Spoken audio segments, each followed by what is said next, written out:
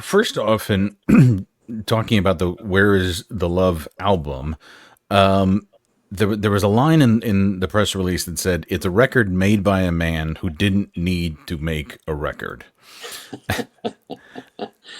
And I'm curious, because there's often you hear all these stories of pressure being put on artists by labels, by managers, etc. Does creating, when you don't have any, necessary deadline, does it change the creative process? Does it, give you a little bit more room to create, to breathe, etc.? It really doesn't. I mean, what, once you're a songwriter, once you develop the craft of being a songwriter, um, it's just, it's like a virus, songwriting. It's always there, and it rears its head in whatever situation you might find yourself. Um, you never turn it off. It's not like you have a faucet and you become, you're a house husband, and then the next minute you're a songwriter. You're always a songwriter. You're always on. You're always observing. You're always listening. Um, I don't know if I'm answering your question, Well, yeah, actually. no, I think so. It's basically you're saying it sounds like whether you're working on an album or not working on an album, there's that aspect, that part of your brain, that's Yeah, always working, or the muse is constantly whispering in your ear, "Oh, you should. This is something. This is something." it is. It dominates, absolutely. Sometimes my wife will be speaking to me, and I'll be looking at her, and I don't react, and she'll say, "You're writing a song, aren't you?" That's funny because I did an interview with uh, Graham from. Do you know the band Steep Canyon Rangers? I don't. No, I Okay, don't. bluegrass band. And he said the exact same thing. He said, like be driving in the car, he's staring off into space, and his Yeah, wife will say, "You're writing a song, aren't you?" Yeah, yeah, yeah. yeah, yeah. And yet, you said in some interview, kind of along these lines, I honestly don't know how to stop being a songwriter, and don't know if I ever will. But is that even necessary? Does I there have to be a stopping point? Yeah, I don't know if I even want to either. Getting back to the idea of, where you said, I don't know if I can ever stop being a songwriter, and yet it seems like the song "How Much Is Enough" kind of addresses that question. Well, that song came from my thought that maybe I needed to think about how much music I wanted to put out there. I'd been doing it for 60 years. I have almost 50 solo albums, and I think about I think about other artists that I admire, whose work I have. I look at somebody like Van Morrison or Joni. Some of my contemporaries. Um, how many of their albums do I have, and how many do I want, and when did I stop listening to new work? Um, and I just wondered if enough was enough, whether I'd made enough records. Um, and the more I thought about it, um, the more that thought process began turning into a song. I figured if I'm going to think about it, I might as well write about it too. Right. And maybe I'll get some answers. By the time I get to the end of it, maybe I'll have some answers. Um, There I is a think, certain irony in that, about pondering, stopping, and that leads you to write more. yeah, exactly, exactly. Um, I don't think I can ever stop being a songwriter. I think that's a given. Um, but I do think that I've made enough solo albums. Um, I don't necessarily think that I'll stop recording. I think I'll always find ways to. I sort of flip flop for my entire career. I've flip flopped between being a solo artist and being in a band or being in a duo or working with somebody else. And I'm thinking at this point in time that of course, I'm gonna follow this album down until its shelf life is done. But after that, I think I might just do something else and seriously consider putting an end to solo albums. Hmm. Is it because you enjoy being part of a band more? Um, no, it's because I still enjoy music very much. I enjoy the writing process and I enjoy playing live.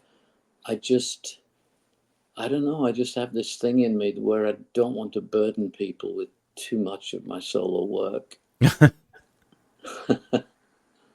I know it's a strange thought process, but and maybe it's my way of approaching retirement, um, and try to figure out what that's all about. Does a songwriter retire? Right. Well, it reminded me of the writer Stephen King. He's written that his idea is he will probably never stop writing. At some point, he will just stop publishing. That will be Yeah, his yeah, retirement, yeah, but he'll yeah. probably never be able to stop himself from writing. I'm sure it's the same for a novelist as it is for a songwriter.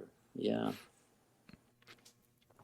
And so, you know, I have to ask then, I mean, was it somewhat cathartic to go through that process, developing this song and analyzing this question? Mm, not really. Mm-hmm. I think at the back of my mind, I knew what the answer would be before I even began the question. I think you can sense what the right thing is, Mm. and I think before I even went through that process, I kind of sensed what was going to happen at the end of it. Okay. And, another song which really jumped out at me is the song Rhythm and Blues. Uh-huh. And what's kind of fascinating about that is it's this tribute to all of these various artists, and yet it's written in a style very unlike all of those artists. It's and so in that way, it's very different and unique because normally when people do a tribute to a particular genre or artist, they tend to mimic the style. Mm, Yours is I'm still in my style, but I'm paying tribute to all of these other people who've done great work in this other realm. yeah, And yeah. so I'm curious, when it comes to people like Stevie Wonder and James Brown and such, how have they influenced you as a musician? Yeah, that's a good question. I wish I had an answer for it. I feel that they've they've influenced me more in an inspirational way than in a practical way. Um, I've loved black music since I was 14, 15 years old. I remember that my mom used to play gospel quartets Hmm. when I was growing up. She used to play the Soul Stirrers and a, a group called the Deep River Boys. Hmm. Um, and I remember liking that music very much and wanting to explore it more to see what else there was. And at that point, I stumbled across Curtis Mayfield and the Impressions. Hmm. Um, and then that led somewhere else. That probably led to Otis Redding and Joe Tex, and um, which led to Motown. And I followed Motown all the way through and into contemporary black music to D'Angelo and people like that. Hmm. And I have a deep respect and a deep enjoyment of that style of music. I never want to emulate it. I'm not capable of emulating it. I am what I am. Um, but I guess I felt a need to let people know that I wasn't one dimensional. Yeah. That I do have a love for different types of music. I wrote a song a while back also um, about Miles Davis. I wanted people to know that I listen to jazz, so I wrote a song about Miles Davis too. Mm-hmm. That's just something in me that I just feel the need to let people know that I'm not one dimensional. Yeah. And I mean, that's the thing. You're in an industry that likes to pigeonhole Yeah, artists and people absolutely. and create little boxes for all of them. But the more musicians I talk to, the more I find that the really, I don't know, the really thoughtful ones have a really broad array of music styles that they like to listen to. Yeah, And I don't know, I think it's great, that it demonstrates that I can love this and not sound anything like it, but yeah, it doesn't exactly. mean I can't appreciate it. And I meet people all the time who just fans who presume that all I listen to are singer songwriters. And quite Hmm. honestly, I hardly ever listen to singer songwriters these days. There was a time when I did, when this whole genre was developing. Yeah, I listened to anything I could get my hands on, but my musical appreciation has deepened way beyond that. yeah, yeah. And it's interesting talking about. I mean, because all right, I guess one common denominator between the artists we've been talking about and your own music is an ability to imbue a lyric with a feeling, an emotion, to really, emote with it. And yet, I read in an interview you said something along the lines of, "I was a shit singer until I moved to Texas." Yeah, that about sums it up. So, what? And you said the same for songwriting, and I'm curious, what was the key to your Texas music education that you felt really took you to another level? I think I stopped being an isolationist when I moved to Texas. Austin, in particular, was just jam packed with decent songwriters. And it was only when I moved to Austin that I began to fully appreciate the art of co writing and Hmm. creating things with other songwriters and getting their input and their point of view into the song, too. Um, and I felt that at that point, uh, I began to seriously develop as a songwriter. Um, my singing, yeah, I've always had a love-hate relationship with my voice, as as I understand quite a lot of singers do. They always everybody wants to be someone else deep down, Hmm. and I think, given my druthers, I would rather be Stevie Winwood than be Iain Matthews. But it is what it is. Um, but I'm still quite critical of my voice and my vocal abilities. I work very hard on my voice to have it sound a way that I can appreciate it too. I know a lot of people like my voice. I'm just not a big fan of it.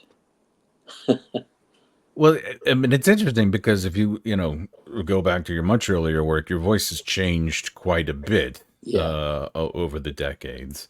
And that was one thing I'm wondering about is, do you like it better now I do. than I do. Over the last 10 or so years, I guess with age it's developed a little edge to it, my singing voice, and I really like that. um, I think I was thought of as having a sweet voice, and hmm that just kind of rubs against my sensibilities. I just I don't know what it is. I don't like that term at all. I didn't want to be known as a singer with a sweet voice. I wanted to be known as a singer with an earthy voice. Yeah.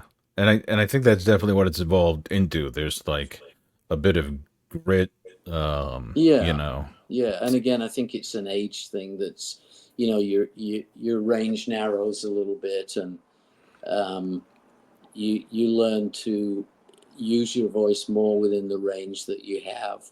And I was a happy guy when that edge appeared. And but yet you've obviously leaned into your different voice where there's a lot of singers out there that I don't know, they kind of chase what they did when they were young in a way. Obviously they Mm, can't hit the same high notes and such, but they still try and pursue that, and some do okay and some, not as much. But and so, you know it's an interesting thing when you come across an artist that's like, oh well, my voice has changed, but I'm really going to just embrace it. And it seems like a lot of these songs are, okay, it's written for this voice. mm. I think I still have uh, an element of what I was given. Um, I think some things in your vocal tone just never really change. It's changed in slow degrees, small Hmm. degrees, um, but I don't think I've ever really lost that basic tone to my voice. I think I'm still recognizable as that Iain Matthews that was in Matthews Southern Comfort all those years ago. Yeah, yeah. And there's also some really interesting arrangements going on with this album. In particular, one that stood out to me was the song Good Intentions, which, it has this great melody, but there's a lot of interesting stuff going on in the background. There's a really different kind of drumming beat that's happening, Mm, mm. especially towards the end. There's these seemingly kind of random electronic, almost keyboard beeps, noises, and that kind of thing, mixing with the acoustic sound of the main aspect. And I'm curious how much of that was planned and how much of that just came out of the people you were working with. None of it was planned. It all came from the people that I work with. Primarily, my co-producer, BJ Bartmans. He and I have been collaborating musically for about 20 years. He's for the last 15 or so years, he's been a member of my Dutch version of Matthew's Southern Comfort. He's a songwriter himself. He puts out his own solo albums. He's a multi instrumentalist, and he's also a great producer. He has his own commercial studio, and we understand each other musically, and we understand that we need to find the groove that works best for the song. We need to find a key that works best for the song. But after that, it's all up in the air. Let's just record the song. Let's find a beginning, and let's find an ending, or not necessarily find an ending. Let's find a Hmm. beginning and let's record the song and see where it goes. And he's a big fan of false endings. He loves, Oh. instead of the song just ending, he likes it to kind of morph into it being something else, being another entity. Hmm. And yeah, there are a few songs on the record that do that. I love that. I like how a song becomes something else at the end of it, and I love all those little quirky sounds, and uh, mostly guitar sounds. Some are keyboard sounds too. Um, yeah, Yeah. it's become part of my recording makeup Hmm. to have records sounding like that. And I love the uncertainty of recording and not knowing what the end result is going to be. Yeah. Yeah. Some people have a clear vision of what the song will sound like. I have no idea what the song will sound like, but I know when I like it. I know what I hear. I suppose there's also the idea that if something is a pleasant surprise to you, odds are it's going to be a pleasant surprise to a listener as well. Fingers crossed. Yeah.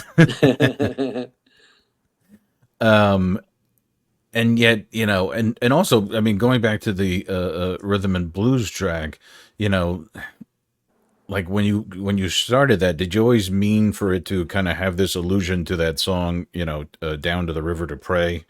I did. Um, I did. In fact, that was the initial inspiration for the song. I'd been watching for the third or fourth time. Um, Remind me what the movie's called. oh, brother, where art Brother, Where thou? Art Thou? Yeah, yeah.